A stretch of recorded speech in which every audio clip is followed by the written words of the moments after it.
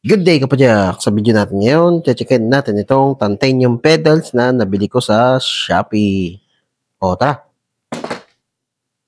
Bruh! Kung bago ka lang sa channel ko, huwag kalimutan mag-subscribe at i-click yung bell icon para notified ka sa mga future videos ko. Like na rin. Okay, so meron na naman tayong susubukan na pedals. So ito guys, titanium pedals. Ayan, nakasilban, hindi ko pa nabubuksan. So tara, buksan natin. Wow, ay, may box pa pala. So syempre, gawa yan sa China. Itong brand nito guys ay Tito o Taito. Wow, meron siyang kasamang spacer. Itong spacer na to para to sa mga crankset na medyo lubog yung thread. Kaya ako napawaw kasi meron siyang kasamang allen. Damn, boy. Ang gaan. Ito yung pedal, guys. Dan, dan, dan, dan, dan. As in, parang wala. Ang gaan. So, syempre, ilalagay ko sa description below yung Shopee link kung saan ko to nabili. Itong titanium dito, guys, yung spindle niya. So, hindi ito basta-basta mabibengkong. Baka mabengkong pa yung crankset mo bago ito. Tapos, yung platform niya, gawa yan sa aluminum. Ang hindi ko lang sure kung titanium din yung pins niya. Yan. So, mamaya ma-check natin yan. So, timbang niya guys ay around 114.3 grams. Wow! Grabing gaan. So, check natin kung talagang titanium yan. So, ito, meron tayong grinder. Kapag titanium, konti lang yung spark, saka slightly mainit yung spark niya. Kapag bakal, mas madami yung spark, saka kulay orange o parang dilaw. Okay. So, titanium nga, kulay puti. So, check naman natin yung pins. Pag naging kulay puti yan, okay, titanium. Kulay orange. So, wala. Bakal yung pins. Yung spacer na kasama niya, kulay puti.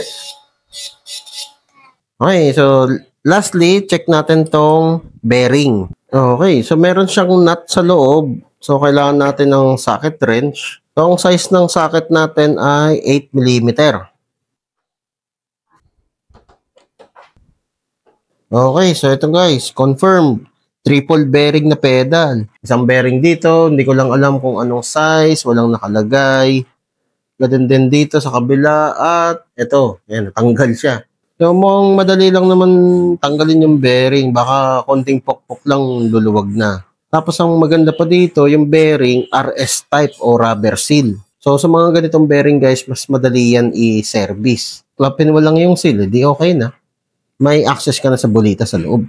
Okay, so tara, kabit na natin sa bike. Tingnan natin kung anong magiging itsura niya. Keep in mind lang, itong aluminum sa titanium, nagkakaroon din yan ng chemical reaction kapag tumagal na silang nakapress. So nagkakaroon yan ng galvanic corrosion.